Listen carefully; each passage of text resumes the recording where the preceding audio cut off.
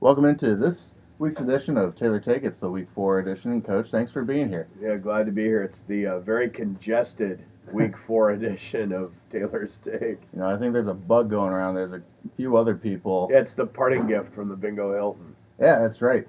Uh, let's talk about, the trip to the Bingo Hilton Yeah, and everything else. But this past week, uh, the team has had a couple double headers. You guys were able to split in both of them, yeah. and overall the team went 4-5. So just talk about your team's performance overall in the last You know, week. it was okay. I mean, both doubleheaders were on the road, so road split doubles. I mean, you got to take it, any day of the week. And the nice part is we won the first game of both doubleheaders, which it's kind of like playing with the house's money. And the second game in Anchorage against the Pilots, we had some chances to win that game, and we were hyper competitive. And the big takeaway from the second game, even though we lost in Kenai, was that Frederick gave us, I think, 5 really strong innings and allowed our bullpen to not get blown, and allowed our bullpen to take a day to get healthy and get back to full strength. I mean, we're still in the, we're at the back end of that 10 games in 8 days stretch, Mm-hmm. and we had some extra inning games and whatnot in there. So, our guys have done a nice job. Our starters have done a nice job being able to allow our bullpen an extra day of rest here or there. So you were mentioning the Bingo Hilton. This past weekend, the team made the trip down to Kenai for the second time this year, Yeah, but for the first time for quite a few of these players, it was their first time yeah. spending time at the Bingo Hilton. So just talk about what your thoughts are of the Bingo Hilton, as well as some Well, of it's these a good players. bond thing, especially for the new guys, that are here that didn't get to experience the trip the first time. And these guys are really close. We spent a lot of time together here in the valley, so it's just another way for our guys to get closer and develop some friendship. So makes playing for each other a lot easier, because that's what we talk about all the time. That's what we try and get these guys to do is just play for each other. Play hard for one another. Talk about the kind of support this team gets from the fans here in local Yeah, Palmer. it's second to none, man. I mean, like, we had 4 or 5 campers Yeah. staying at the Hilton with us, and the nice meals that people cook for us. And these kids are a long way from home, and my coaches and I are a long way from home, and it's just the comforts of home, and the way people, the way they're so giving to our players and to us. It's just it's a special thing. We do it different than anybody else, and it really works for us. So let's tilt the focus a little bit more to in-game analysis. So Yeah, yesterday against the Pilots, Jake Scudder had a tremendous day. He was 2 for 3, a single, double. He even had 5 RBIs, and he even had 2 stolen bases in yesterday's performance. yeah, So, well, first of all, just talk about how important it is to get Jake Scudder going, and do you think this is a yeah, turning point for him yeah. this I season? think so. I mean, Jake's kind of he's kind of the gas that makes the engine go in the middle of the lineup, and he's been pitched tough, and he's scuffled a little bit, and dealing with struggling and all those kind of things, and for him to get a couple of big knocks and to have a good individual day, but not only help our team win the way he did, it was big. It's critical for us. I mean, he's an older guy.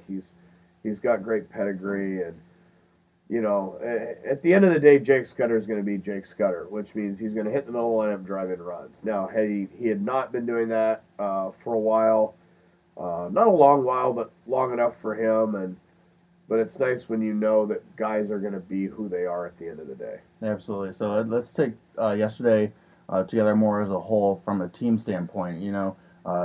It's no mistake that this team has struggled offensively over the last week, Yeah, and yesterday the team pretty much had everybody in the starting lineup minus one guy get a hit in that game. So it seems like these guys are playing with a little bit more confidence. Would you say? well, yeah, but I think I can't say they're not happy. Mm-hmm. They're not happy with their performance. They're not happy with getting shut out in Kenai. Um, you know, then it starts to go around. These guys don't hit, and it's a lot of pride thing, because these guys do hit, and these guys have hit for a long time. These Mm-hmm. guys have hit their whole lives, most of them. I mean, these guys, I call it looking at the back of the baseball card. It's not like these guys are, one-trick ponies. Um, and so the pride thing starts to creep in, and that says a lot about these guys as men and as ball players. Like, we need to clean it up a little bit, and I'm really proud of them for how they bounced back and how they answered, and it says a lot about our team going forward, as a team and as the individual players that make up this team. Yesterday, late in the game, Jake Scudder on first base. There was a little bit of a late steal, him going to second base. Yeah, we ran a delayed steal there. Yeah, it wasn't the first time this year that's happened, No. actually. I think it happened just last week at home against the Oilers Yeah. to tie up that huge game, which ended up in a walk-off sacrifice fly by Angelo Armenta. But will that be the last time we see this play, or do you Well, I think can't tell you that because everybody's going to look for it. But, sometimes you got to do what you got to do to get a win.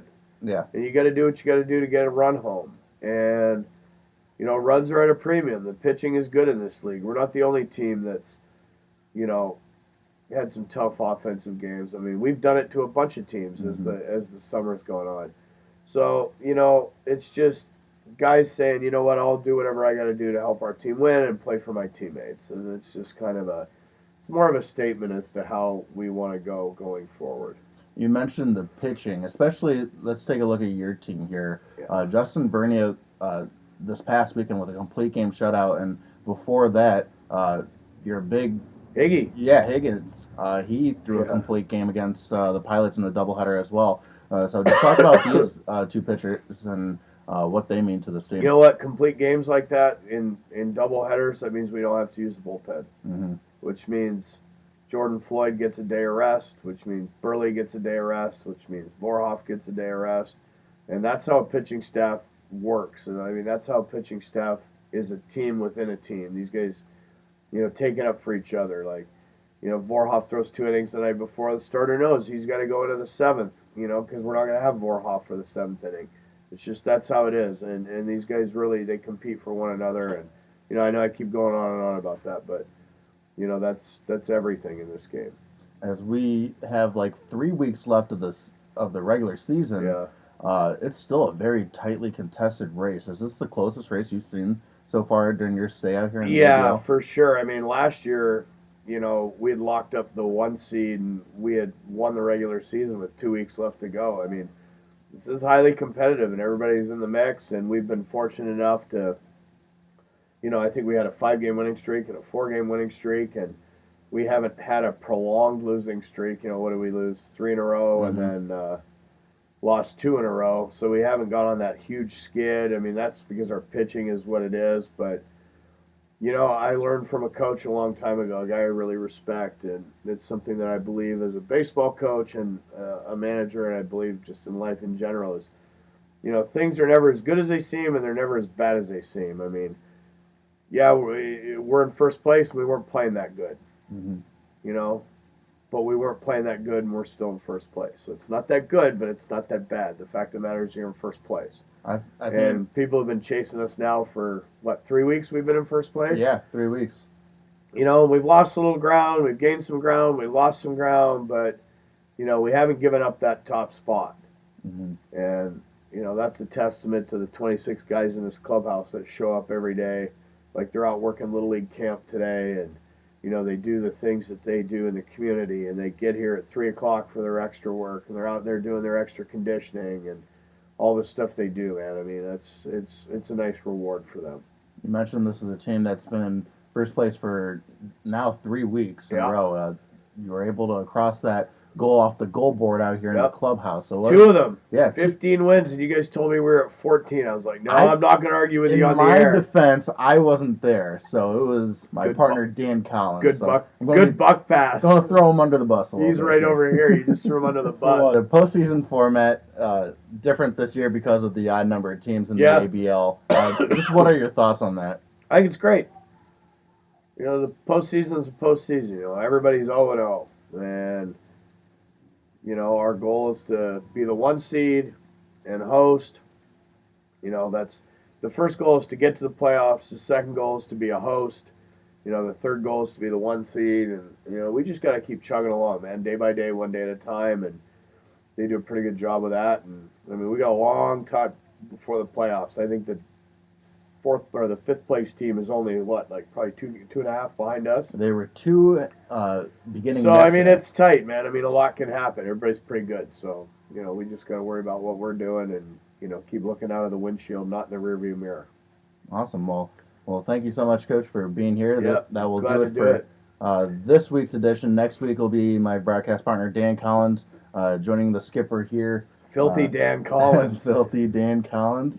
But stay tuned next week. Dan Collins will be here, and Coach, good luck today against the Chinooks, and Yep. let's hope for a W. Yep, I'm in.